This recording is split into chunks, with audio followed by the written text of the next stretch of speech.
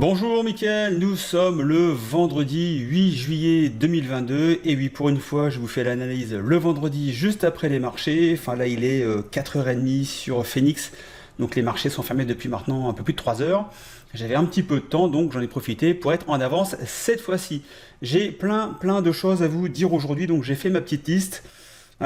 Pour commencer, donc au niveau du webinaire de présentation pour la formation option qui aura lieu en présentiel pour l'automne 2022, vous avez ici donc le bulletin d'inscription pour vous inscrire pour le webinaire. Donc c'est une tournée francophone donc sur octobre et novembre.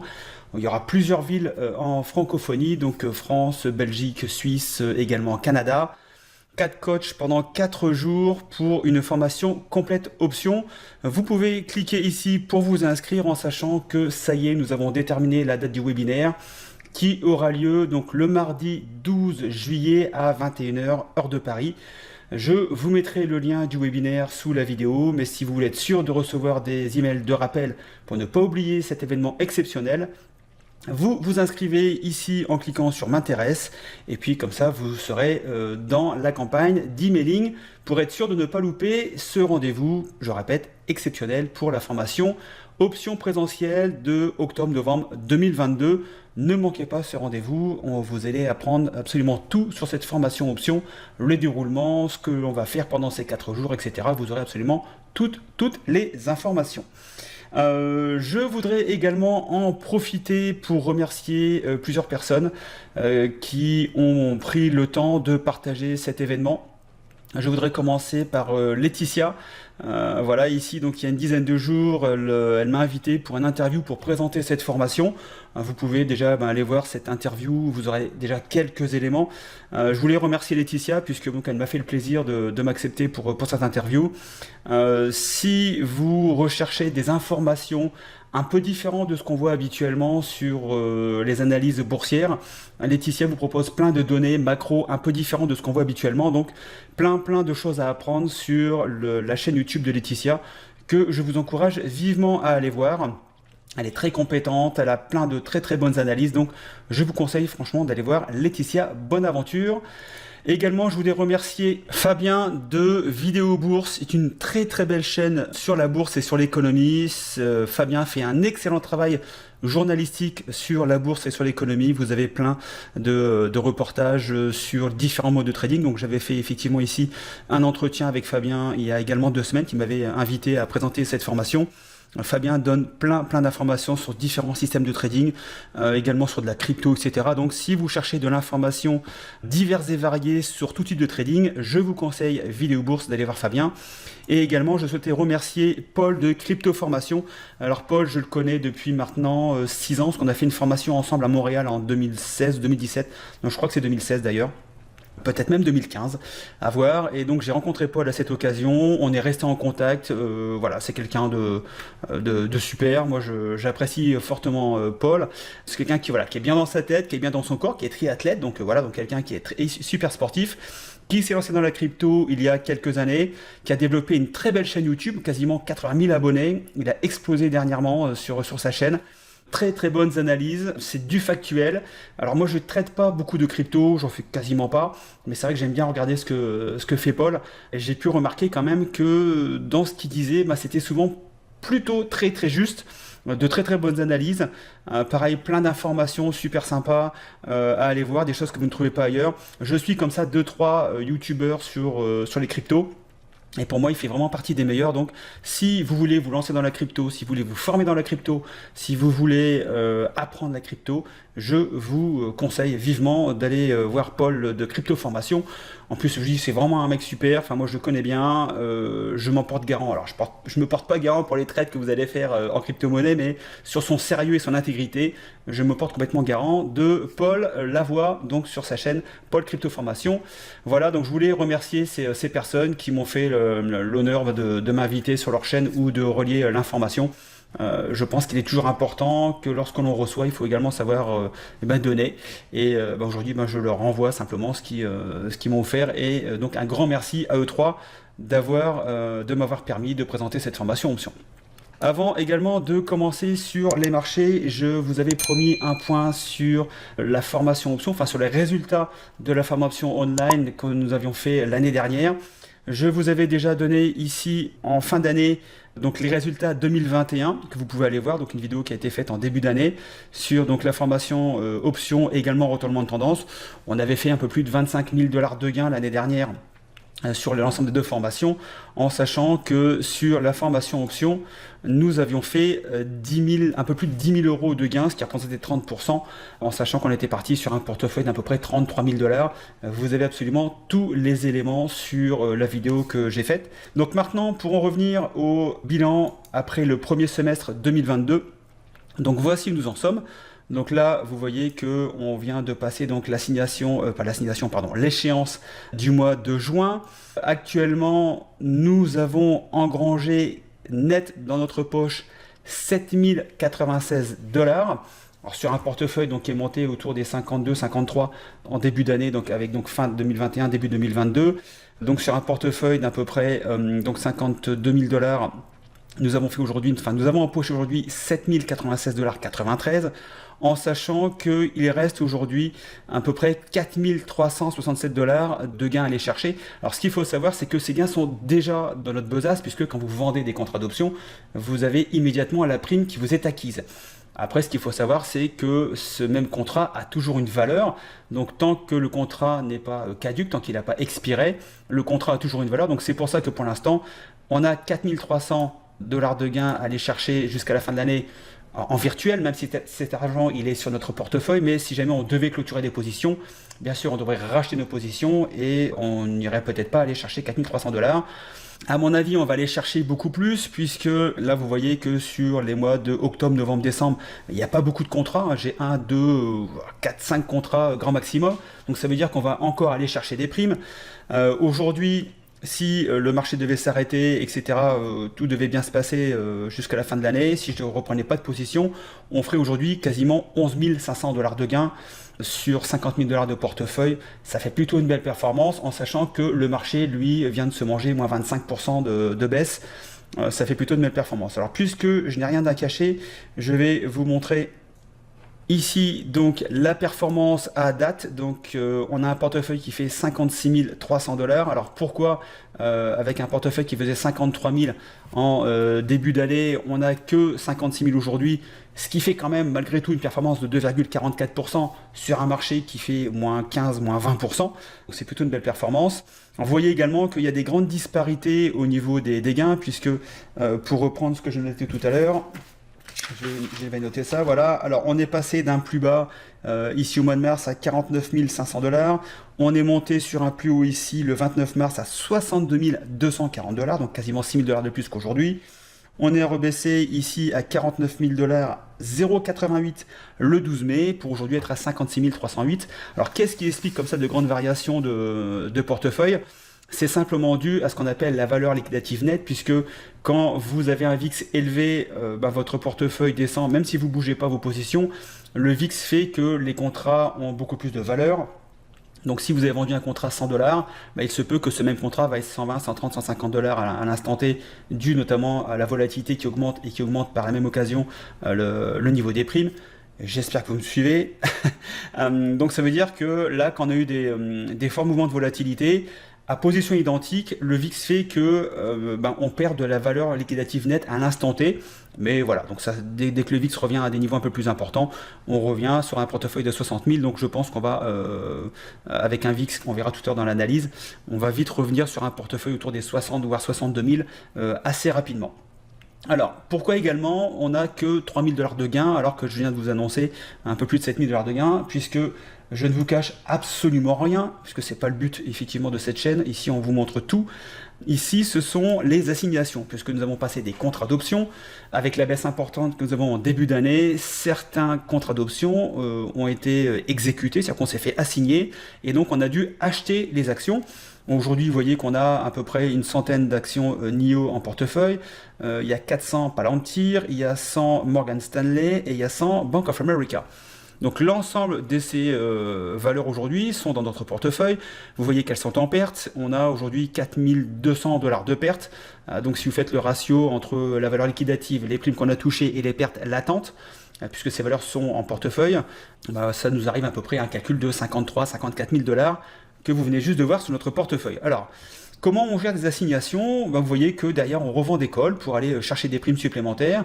On touche également des dividendes sur Morgan Stanley et Bank of America. Je vous montrerai ça tout à l'heure, mais vous verrez qu'on touche également des dividendes. Donc, oui, ça va prendre un petit peu de temps pour recouvrer les 4 000$ de pertes latentes, puisque ça va peut-être nous prendre 3 mois, 6 mois, 1 an pour revendre ces actions au prix où on les a achetées.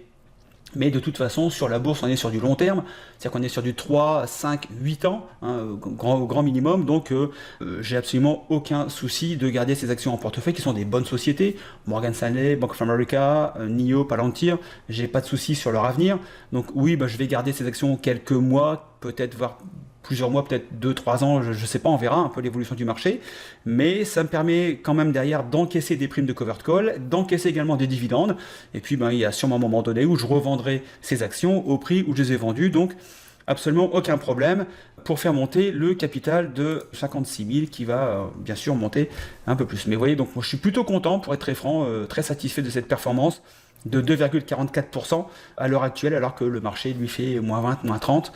Je sais qu'aujourd'hui, pour discuter avec pas mal de traders, j'ai plutôt des portefeuilles autour des moins 30, moins 40, voire moins 50 sur les gens qui étaient restés scotchés un peu sur les valeurs technologiques.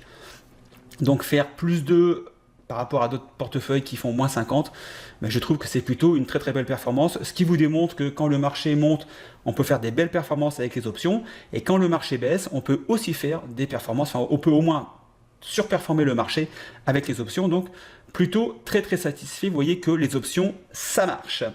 Alors au niveau, donc j'en ai fini avec le compte rendu des 6 premiers mois de trading.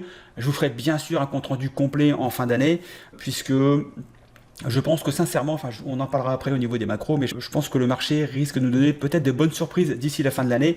2023 sera autre chose, mais je pense que pour 2022, on vient de manger, à mon avis, notre pain noir, et je pense que là, on a de beaux jours devant nous, donc plutôt des bonnes nouvelles. Donc, je vais revenir ici sur le S&P 500. Alors, pourquoi je suis assez confiant sur le deuxième semestre par rapport au premier semestre, puisque ici, voilà, je vous mets ceci. Voilà, nous avons ici, alors je vais le rapetisser, sinon on voit pas tout. Vous avez ici les performances du S&P 500 sur les 6 premiers mois depuis 1960. Nous sommes en train de vivre le pire premier semestre depuis 1970. Ça fait un peu plus d'une cinquantaine d'années. Et vous voyez que à chaque fois, alors il y a une exception ici en 74-75, mais vous voyez que à chaque fois qu'on a fait un très mauvais premier semestre, derrière, les marchés ont plutôt bien performé. Alors on a ici du plus 40%, on a ici du plus 15, etc. On a eu bien sûr des hausses un petit peu moins importantes avec ici du plus 10%, etc. Là on a eu ici donc 2020 bien sûr, derrière vous avez vu ça a bien matché, donc on a fait plus quasiment 15% sur le semestre suivant. Donc là on est quand même dans une situation historique, puisque bon, ça fait quand même 50 ans que c'est pas arrivé. Alors j'avais lu un article qui disait que on serait autour des moins 9 écarts types par rapport à la situation, en sachant que bien souvent on navigue entre plus 1, moins 1 et plus 2, moins 2 écarts types, qui recouvrent 84% du temps. Donc là, à moins 9 écarts types, on serait sur du 0,0000001% de probabilité. Donc en termes de probabilité aujourd'hui, il est quand même plus, je dirais, raisonnable de penser qu'on va revenir dans moins 1, plus 1, moins 2, plus 2 écarts types, donc revenir dans la moyenne générale, plutôt que de rester à moins 9 écarts types. Donc je pense que là, on risque d'avoir sur le deuxième semestre plutôt des bonnes surprises, alors en sachant que la situation d'aujourd'hui de 2022 n'est pas la situation de 1970, n'est pas la situation des débuts des années 80 ou voire 2000, puisque on n'avait pas eu le problème du Covid, on a eu des problèmes de récession, mais on n'avait pas les problèmes d'hélicoptères monétaires avec le quantitative easing, excusez-moi, qui a distribué de l'argent à tout va. Donc les conditions macro aujourd'hui ne sont pas les conditions macro des situations précédentes, donc c'est pas parce que ça s'est passé comme ça auparavant que ça va obligatoirement se passer comme ça aujourd'hui, mais en termes de probabilité, il y a quand même beaucoup plus de probabilité de voir un second semestre performant, enfin au moins positif, plutôt que de continuer à baisser, même si effectivement il y a des secteurs, il y a des facteurs géopolitiques comme la crise ukrainienne, etc., qui font que on peut très bien aussi continuer la baisse sur le deuxième semestre, mais en termes de probabilité, il y a quand même plus de chances de revoir un second semestre positif que de plutôt de continuer de baisser. C'est pour ça que je voulais vous montrer ce graphe qui, moi, me semblait important. Alors, au niveau des marchés, qu'est-ce que ça peut nous dire aujourd'hui? Vous voyez que là, on était dans un canal baissier, on est venu taper ici la zone des 3700, donc la semaine dernière, on est venu ici sur cette zone-là qui a été défendue à plusieurs reprises, qui est une zone qui était connue. Elle a été enfoncée gentiment mi-juin, on l'a bien défendue, on est venu retester, et là on vient de se prendre une belle semaine. Si je passe en weekly, pour se faire un peu plaisir, vous voyez qu'on a une belle bougie verte, donc à voir ce que ça va donner. En daily ici, le seul petit problème qu'on pourrait avoir à très court terme, c'est le dépassement ici de la 50 jours. Donc je pense qu'on va venir ici coller la 50 jours et donc à surveiller si on dépasse les 3972, 3980 sur le S&P 500 pourquoi pas aller rechercher des niveaux un peu plus hauts autour des 4100, 4200, peut-être 4300 dans un excès haussier d'ici la fin de l'année. Allez voir, mais on risque peut-être de ranger tranquillement et puis d'aller rechercher, alors pas des plus hauts puisqu'on avait atteint des 4800, mais voilà, pourquoi pas aller chercher les 4200, 4003. Ça me semble tout à fait plausible avec ce qu'on vient juste de voir sur le second semestre qui risque d'arriver. Au niveau du Dow Jones, voilà, donc la même configuration, même si effectivement on est dans une configuration baissière, clairement on est dans un canal baissier, les moyennes mobiles sont baissières, on se rapproche également ici de la 50 jours, donc voilà, donc à surveiller la semaine prochaine de savoir si on va se scotcher ici sur la 50 jours et puis on va repartir à la baisse ou si on va la dépasser pour aller rechercher des niveaux un peu plus importants.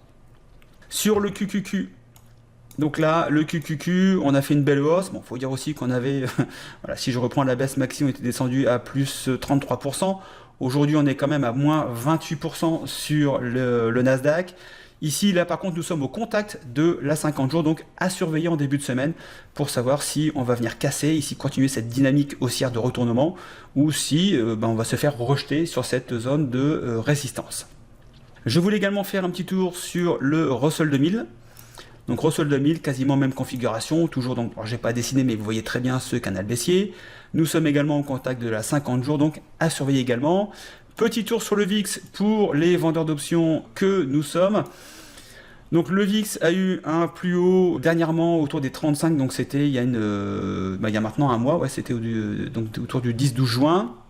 Vous voyez que là on a eu un petit correctif haussier. Alors si on reprend ici par rapport à S&P 500, ça correspond ici à cette baisse là pendant 2 ou 3 jours, mais vous voyez que même avec une baisse relativement importante, on n'a pas non plus explosé le VIX. Ouais, on est remonté ici autour des 30, mais on n'est pas remonté autour des 34, 35. Donc ça veut dire que le marché est un peu moins méfiant, un peu plus confiant pour les petites baisses qu'on peut avoir après des hausses relativement importantes. Là, vous voyez qu'on va venir au contact ici de la 200 jours et on pourrait très bien revenir ici au contact autour des 20-21 sur le VIX. Donc voilà, donc tout ça fait que je suis plutôt confiant sur les jours, les semaines et les mois qui viennent. Après, voilà, je ne maîtrise pas tous les éléments. Personne aujourd'hui ne pourra vous dire ce qui va réellement se passer sur les prochains mois. Vous avez comme toujours les pessimistes et les optimistes, mais de par nature, je suis plutôt optimiste. Donc les éléments me laissent penser qu'on serait plutôt dans une dynamique plutôt de retournement en ce moment, plutôt que de continuation baissière. À moins, j'irai sur le court terme, c'est-à-dire d'ici la fin de l'année 2023. Là, après, c'est notre paire de manches, mais on verra bien. Alors, au niveau du gold, rapidement, je vous parle du gold. Ici, nous avons cassé cette ligne de tendance résistance qui a servi de support et qui là, donc le support a lâché.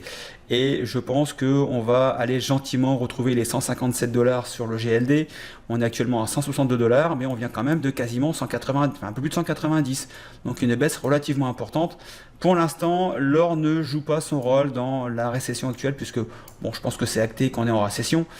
Même si on peut pas prononcer le mot, mais bon, je pense que là c'est acté.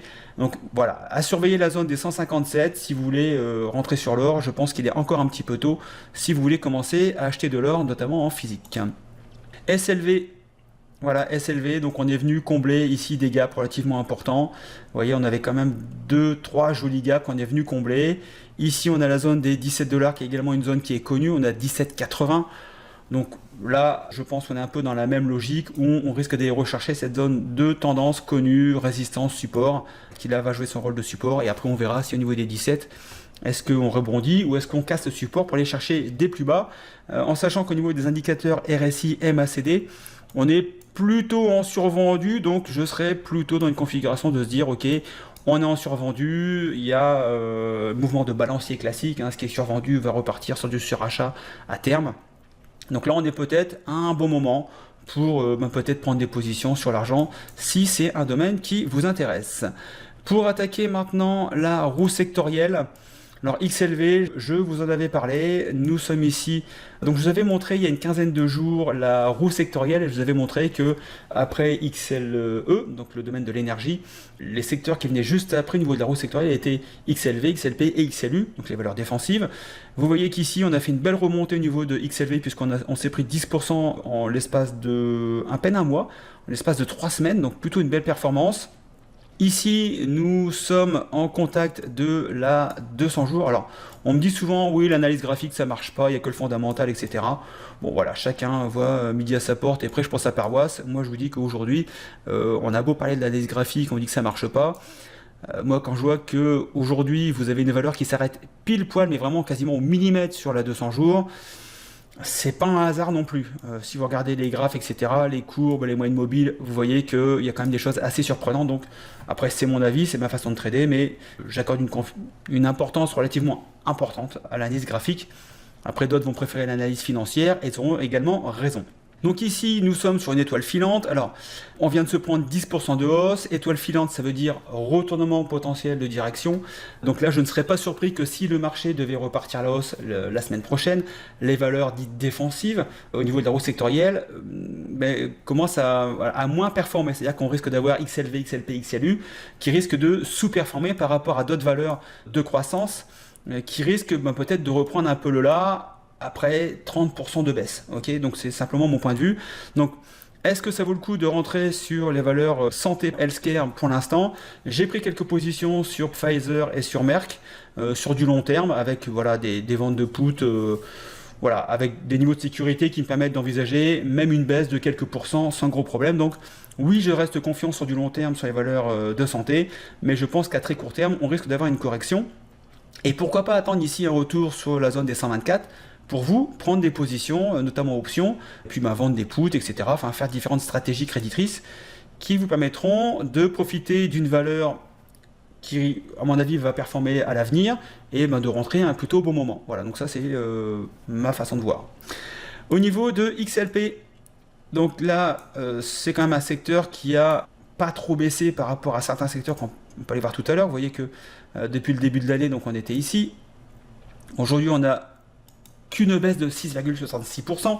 Vous verrez que certains secteurs, notamment les technologiques, on a pris au moins 30%. Donc, quand même une baisse plutôt modérée par rapport à ce début d'année catastrophique, quand même fortement baissier, où les marchés ont perdu 20%. Vous voyez que si vous aviez été sur le domaine des consumer staples notamment, vous auriez pu déjà, au lieu de perdre 20%, peut-être ne perdre que 6%. Et si vous aviez sélectionné des valeurs qui sous-performaient XLP, donc qui composent le panier XLP, vous auriez peut-être eu des gains sur ce secteur d'activité. Donc, secteur défensif, là c'est pareil. Alors là, techniquement, on est en train de réaliser une croix de la mort, ce qui n'est jamais une bonne chose. Ici, on risque de se retrouver un peu coincé au niveau des résistances qui sont faites entre la 50 et la 200. Donc, pareil, à mon avis, si vous voulez prendre des positions sur les consumer staples, peut-être attendre un retour sur les 70. On a 73, donc il n'y a pas grand-chose à aller chercher, mais voilà, peut-être un petit peu tard de rentrer maintenant et attendre peut-être une meilleure opportunité pour rentrer sur les consumer staples, notamment Coca-Cola, ce genre de société. XLU, le domaine des utilities. Ici, nous sommes toujours dans ce joli canal haussier, vous voyez, donc par rapport à un canal baissier important qu'on a vu sur les marchés, là on est au niveau des utilities sur un marché haussier. Nous sommes actuellement au milieu du gué, nous sommes au-dessus de la 200 jours. Donc voilà, donc là ça peut être également un secteur où on peut aller rechercher des valeurs qui sont bien dans XLU et puis chercher des valeurs qui performent et les capitaliser sur ce genre de société. Donc XLU à regarder pour l'instant, donc utilities, donc c'est tout ce qui est distribution de gaz, d'eau, etc. Donc on risque d'avoir des performances plutôt sympas. Euh, Quitte à faire aujourd'hui, je préférais plutôt aller sur XLU personnellement que XLP. Voilà. Si je devais trader demain matin, enfin pas demain matin, mais lundi matin, j'irais plutôt chercher des valeurs sur XLU que XLP, où là je préférais attendre un retour comme je viens de vous le montrer il y a quelques instants. Alors les financières, bah là oui effectivement on a une belle baisse. Vous l'avez vu avec notamment Morgan Stanley et BAC que nous avons actuellement en portefeuille en assignation.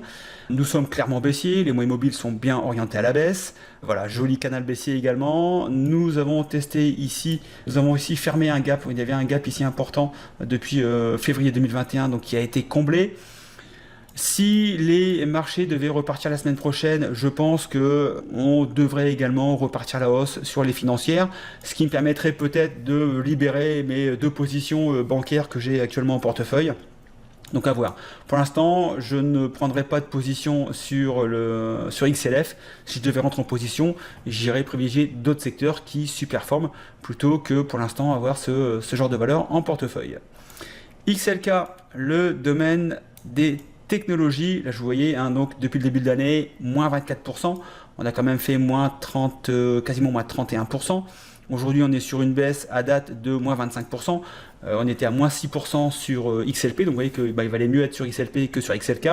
Donc les personnes qui effectivement ont gardé des valeurs technologiques en portefeuille, ont vu leur portefeuille baisser de 20, 30, 35, voire 50%, puisque je vous rappelle qu'il y a quand même des valeurs au niveau technologique, il faudrait que je retrouve le graphe, mais on a quand même beaucoup de valeurs qui ont perdu depuis les plus hauts de l'été dernier, quasiment 90%, je pense notamment à Peloton et d'autres valeurs qui ont perdu 95% de leur valeur. Donc si vous étiez sur ces valeurs-là, et votre portefeuille a fortement dégringolé. Donc ceux qui étaient sur les technologies, c'était pas le bon plan. Maintenant, est-ce qu'il faut rentrer sur les technologies? Pourquoi pas? Pourquoi pas, puisque vous voyez que nous sommes venus tester ici cette zone des 126 $, qui est une zone qui a été connue, donc zone de résistance, support.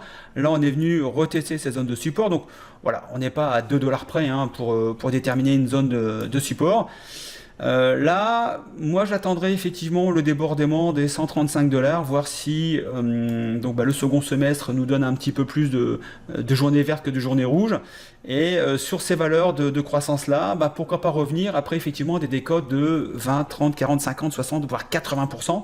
Pourquoi pas aller chercher des bonnes valeurs, c'est pas parce que ça a perdu 80% qu'il faut absolument se jeter dessus. Vous devez bien sûr analyser la valeur, voir si c'est une valeur que vous souhaitez avoir en portefeuille pour du long terme, qui a un réel potentiel à long terme, puisque de toute façon la bourse, oui, effectivement, là on vit un moment compliqué, mais sur du long terme, la bourse est haussière, donc c'est peut-être le moment effectivement d'aller faire des courses sur quelques valeurs technologiques auxquelles vous croyez, vous pensez qu'il y a un réel potentiel, et puis de les racheter effectivement peut-être au moitié prix que ce qu'elles étaient il y a quelques mois encore. Donc à aller voir du côté des technologies, mais voilà, attendre une confirmation quand même au niveau de la hausse, donc je pense qu'il faut au moins attendre un débordement des 135 sur XLK. Maintenant après vous prenez valeur par valeur, vous faites votre analyse sur chaque valeur et vous voyez si effectivement il y a moyen d'aller chercher des valeurs, mais voilà, les technologies, voilà, pourquoi pas aller chercher.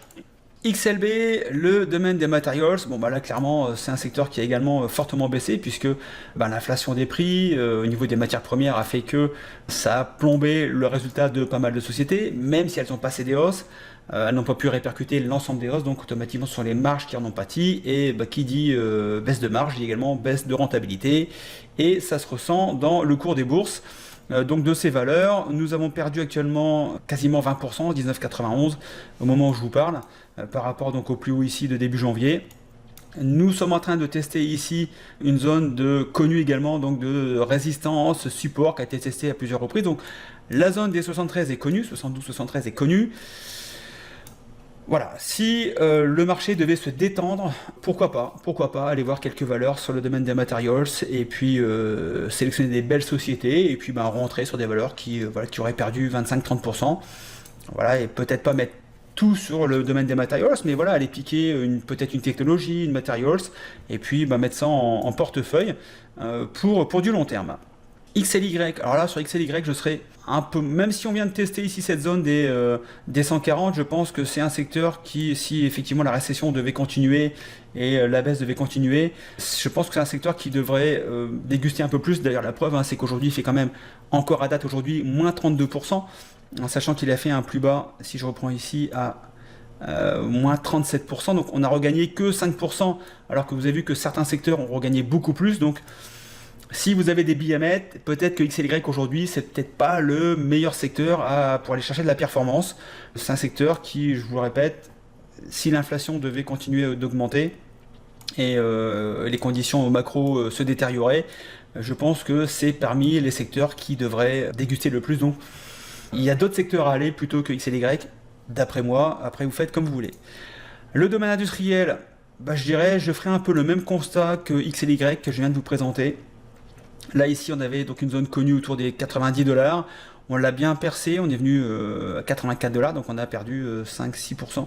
On est venu, voilà, ici, baissé de quasiment 6-7% en plus. Donc on est venu casser franchement ici le domaine industriel. Le domaine industriel, pareil, va souffrir des marges si les prix, notamment des matériaux, des matières premières et de l'énergie, continuent d'augmenter fortement. Donc il va y avoir un impact sur les marges relativement important. Donc est-ce qu'il faut aller maintenant sur le domaine industriel? À vous de voir, mais moi, c'est pas là où j'irai mettre des billes. Le secteur XLE, l'énergie. Alors bien sûr, on vous en parle depuis des mois et des mois. On a fait un excès haussier ici autour des 93, c'était début juin, nous sommes début juillet et là nous avons perdu 24% en l'espace d'un mois. Donc c'est sûr que depuis un mois, il ne fallait pas spécialement être sur le domaine énergétique. Donc baisse du pétrole, baisse du gaz, etc. On a eu un excès haussier. Ici, alors moi je panique pas spécialement puisque vous voyez que graphiquement je pense qu'on va venir retester ici la zone de support, donc cette belle ligne de tendance qui en plus est convergente, voilà, à 1 ou 2 $ près, avec ici la 200 jours. D'ailleurs, vous voyez que hier, c'était pas hier, pardon, c'était mercredi, nous sommes venus ici faire un doji sur juste la 200 jours, comme par hasard, voilà. Alors, est-ce qu'on va venir retester ici cette zone-là comprise entre 64 et 67 ? Pourquoi pas, mais alors Philippe vous a donné pas mal d'éléments sur la page, sur le groupe privé Facebook que je vous mets là, voilà. Donc ici, donc nous avons ici, alors j'ai bien marqué en gros US Market Only, donc ne venez pas me poser des questions sur du PEA ou sur du CAC 40 ou sur du DAX. Je pense que j'ai mis assez gros US Market Only, ça veut dire, alors si vous parlez pas anglais, je vais quand même vous le donner, ça veut dire marché américain uniquement. Voilà, donc on voit de temps en temps des questions sur le PEA ou ce genre de choses. C'est pas du tout, il y a des gens qui sont spécialisés, qui ont fait leur page YouTube et Facebook sur les valeurs françaises et européennes. Écoutez, allez les voir, ils font du bon boulot, donc pas de problème, mais nous, c'est pas du tout ce qu'on trade. Voilà. Alors, pour revenir à Philippe sur les valeurs énergétiques, qui est toujours également assez confiant, malgré une baisse de 25%. Vous voyez qu'ici, Philippe vous a donné pas mal d'éléments, voilà, donc quelques explications. Voilà, il vous donne pas mal de valeurs à aller suivre. Voilà, oui, donc il a été assez prolifique dernièrement, donc hier notamment. Voilà, il a mis pas mal de valeurs. Voilà, il vous donne pas mal d'éléments. Et écoutez, vous regardez ce qu'a mis Philippe, et puis en fonction de vos analyses personnelles, vous voyez si c'est plutôt des bonnes idées ou pas. Donc vous voyez qu'on partage quand même pas mal d'informations. Donc là, c'est le groupe privé de la Bourse sans stress. Vous me faites une demande, et puis bien sûr, je vous inviterai. Enfin, je confirmerai votre invitation avec plaisir. Je reviens sur le marché ici, voilà, pour finaliser donc cette analyse donc des marchés US. Déjà 30 minutes, je suis bavard aujourd'hui, mais j'avais beaucoup de choses à vous dire. Qu'est-ce qu'on peut aller voir? Le domaine des home builders. Alors, l'ETF XHB. Alors, je souhaitais vous parler de ce secteur d'activité puisque vous voyez que déjà on est sur un bon secteur, une belle tendance baissière. Nous sommes sur une résistance d'un canal baissier, une double résistance avec donc la résistance ici plus la 50 jours, la 200 jours qui part franchement à la baisse. Et ce qu'il faut savoir, c'est qu'aujourd'hui, au niveau des home builders, leurs marges sont également impactées par le prix de l'énergie, puisque quand il faut construire, il faut des gros camions pour du terrassement. Les matériaux ont explosé au niveau du bois. Enfin, moi, je vois le bois ici, ça coûte une blinde. Enfin, je pense que je vais bientôt faire ma maison en or plutôt qu'en bois, ça me coûtera moins cher, tellement le bois est cher. Enfin, c'est complètement délirant. Les matériaux augmentent énormément, donc bien sûr, ça va impacter leurs marges. Ce qu'il faut savoir également, c'est que au niveau du prix de vente des maisons, on remarque aujourd'hui une certaine stagnation, c'est-à-dire que la folie haussière qu'on a vécue depuis maintenant plusieurs années, je vois notamment sur Phoenix, les prix ont doublé, triplé, enfin c'est du gros délire. Il y a encore quelques mois, début d'année, c'est-à-dire avant que le marché boursier commence une baisse importante, vous ne vendiez pas votre maison au prix du marché. C'est-à-dire que si vous étiez vendeur de votre maison, je sais pas moi, 500 000 dollars pour prendre un exemple, vous ne vendiez pas votre maison 500 000 dollars, mais quasiment 600 000, puisque vous aviez tellement de demandes que les gens surenchissaient l'offre de prix que vous avez mise. Donc vous mettiez votre maison à 500 000 et vous avez des offres à 550, 570, 600, voire plus. Donc je sais que beaucoup de maisons se sont vendues au-dessus du prix de vente, ce qui est aujourd'hui plus le cas. Je suis en relation avec quelques real estate au niveau ici sur Phoenix, je discute un peu avec eux, et ils me confirment que depuis 1 mois et demi, 2 mois, les maisons se vendent au prix. Donc on n'a plus de surenchère au niveau des prix, donc c'est déjà un premier élément hyper significatif, et que même aujourd'hui, on commence à voir certains prix qui sont discutés. Donc on n'est plus du tout dans la logique de je veux la maison absolument et je suis prêt à payer coûte que coûte n'importe quel prix pour avoir le bien. Aujourd'hui, les taux d'intérêt ont doublé quand même depuis début de l'année, donc quand vous empruntez sur 30 ans, c'est pas du tout la même chose en termes de mensualité tous les mois. Donc les banques sont également un peu plus frileuses à prêter de l'argent, puisque voilà, elles sont également au courant des différents facteurs macro, et donc on pense bien qu'on va rentrer en récession. Donc récession veut dire peut-être chômage supplémentaire, veut dire voilà, donc augmentation des prix, veut dire donc moins de pouvoir d'achat, donc moins de capacité de pouvoir rembourser un emprunt. Donc elles prêtent moins facilement avec des taux plus élevés, et donc ça a la conséquence que aujourd'hui au niveau des prix du marché, on commence à voir, donc déjà clairement la hausse est arrêtée, donc il n'y a plus de hausse, et aujourd'hui on commence à voir une baisse des prix, on commence à tout doucement être au début d'une baisse des prix, et je pense que c'est pas fini. Donc tout ça pour vous dire que sur les home builders, ça va impacter leur marge, puisque aujourd'hui ils vont plus vendre une maison qui leur coûte, je sais pas moi, 300 000 dollars à la réalisation. Ils vont prendre leur marge, on va dire qu'ils la vendaient 400, mais vu qu'il y avait une grosse demande, ils la vendaient peut-être avant 450, 500, voire peut-être beaucoup plus, qu'aujourd'hui ça va être plus compliqué pour eux d'aller vendre une maison qui leur revient à 300, d'aller la vendre 600, puisque sur le marché, plus personne ne sera prêt à payer 600, donc automatiquement ils vont impacter leur marge.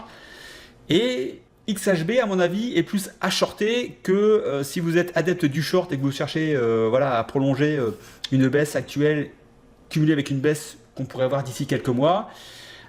Peut-être que les home builders, vous achetez un put, OTM qui vous coûte pas très cher à, je sais pas moi, un an et demi peut-être. Et puis, si ça baisse, écoutez, vous ferez plutôt une belle performance. Mais clairement, à la hausse, pour moi, XHB en ce moment, c'est pas le moment d'aller y mettre des billes. Après, je peux me tromper, mais d'après ce que je peux voir sur le marché, ce que je peux voir ici, je ne serais pas confiant sur une hausse du domaine des home builders. Après, l'avenir me dira si j'ai eu raison ou tort de vous faire ce petit discours aujourd'hui. Le domaine du retail, et après, je vais vous laisser tranquille. Donc, on a une baisse de 41% au niveau du retail. Donc, même problématique, hausse des prix, baisse des marges, etc. etc. Je ne vais pas vous refaire la musique, vous connaissez la chanson. Ici, toujours en configuration bien baissière. Est-ce qu'il faut aller mettre des billes dans le domaine du retail aujourd'hui? À mon avis, c'est pas le meilleur secteur aujourd'hui pour aller chercher de la performance. Après, vous ferez comme vous voudrez. Je vais finir sur le prix du pétrole, puisque je vous avais émis une possibilité de configuration, donc TAS avec ANS. Clairement, cette configuration ne va pas se mettre en place, puisque vous voyez que la TAS a été explosée et que nous sommes revenus au niveau de l'ANS, au niveau de la TAS, pardon. Je vais reprendre parce que je pense que je me suis trompé. Donc vous dire que effectivement donc l'ANS a été revenu au niveau de la TAS. Donc cette configuration ne peut pas avoir lieu, donc n'est pas bonne. Le triangle ici ascendant n'est pas bon non plus. Alors au niveau du pétrole, aujourd'hui vous avez un analyste qui vous dit que ça va descendre à 75, vous en avez un qui vous dit que ça va rester autour des 100, 105 dollars, et vous en avez un autre qui vous dit que ça va monter à 130 dollars. Donc en gros, vous avez 3 analystes, 3 experts, qui ont 3 avis complètement différents et diamétralement opposés. Mon avis, qui n'est pas un avis d'expert, mais juste une constatation, je pense que nous sommes rentrés actuellement dans une zone de consolidation, et que nous risquons effectivement de nous balader entre les 95 et les 120 dollars. Ça va bien sûr dépendre de différents paramètres comme la guerre en Ukraine. Est-ce qu'il va y avoir un fin de l'embargo s'il y a un traité de paix qui est signé entre la Russie et l'Ukraine? Est-ce que les embargos vont être levés? Ça va redonner un petit peu de volume sur les marchés, les prix vont baisser. En ce moment, on est plutôt, d'après ce que je peux entendre, sur des demandes d'économie d'énergie parce que l'hiver va arriver assez vite quand même et qu'on ne sait pas trop à quelle sauce vous allez être mangé, notamment en Europe. Donc, demande supplémentaire. Si en plus vous tapez un hiver assez rigoureux, grosse demande, etc., donc on risque effectivement d'avoir ici une zone de stagnation de à peu près une vingtaine de pourcents, mais on risque de naviguer là-dedans. Descendre en dessous, j'y crois pas trop. Exploser les 120 $, si la récession se met en place, on ne montera pas à 150 $ puisqu'il y aura moins de demandes sur le marché, donc moins de demandes, les prix ne vont pas monter. Le pétrole est quand même hyper stratégique, donc compliqué à trader. Pour l'instant, ma vision, c'est zone de congestion entre 95 et 120. Et puis là-dedans, on a pas mal de valeurs au niveau énergétique, au niveau des pétrolières. Voilà, avec nos prises de position aujourd'hui, même si ça reste dans cette zone-là, de toute façon, avec les options, avec les stratégies qu'on met en place, si le marché monte, on est super content. Si le marché stagne, on est super content. Et si le marché baisse pas trop, on est également super content. Donc, vous voyez, moi, que le cours soit à 95, à 110, à 120 ou à 130, dans les mois qui viennent, j'en ai absolument rien à faire puisque de toute façon mes contrats sont posés pour les options et je me fiche de la configuration du marché. Voilà. Qu'est-ce que je peux finir? Donc je voulais finir ici également sur les valeurs de croissance par rapport aux valeurs dites value. Je vous parlais tout à l'heure de XLK, donc la valeur technologique. Vous voyez que là, on retourne un petit peu ici la tendance. Donc, c'est peut-être le moment, effectivement, de continuer au moins d'aller chercher quelques valeurs sur les valeurs de croissance technologique. Il y a pas mal de valeurs qui ont été très très fortement décotées et il y a peut-être moyen d'aller chercher un petit peu de performance sur des valeurs qui ont bien dégusté. Et puis, voilà. Donc, je vous ai déjà fait l'article tout à l'heure, donc je ne vais pas vous le refaire. Donc, j'en ai terminé pour cette analyse. N'oubliez pas, mardi 12 juillet, 21 h, webinaire sur la présentation de la formation option qui aura lieu en présentiel. Si vous voulez avoir le lien, il est en dessous de la vidéo. Et si vous voulez recevoir des emails pour être sûr de ne pas louper ce rendez-vous, vous vous inscrivez sur la page que je vous mettrai également en lien et vous recevrez des emails de rappel. Voilà. Sur ce, trade safe. Et donc je vous dis à mardi. Ciao, bye bye.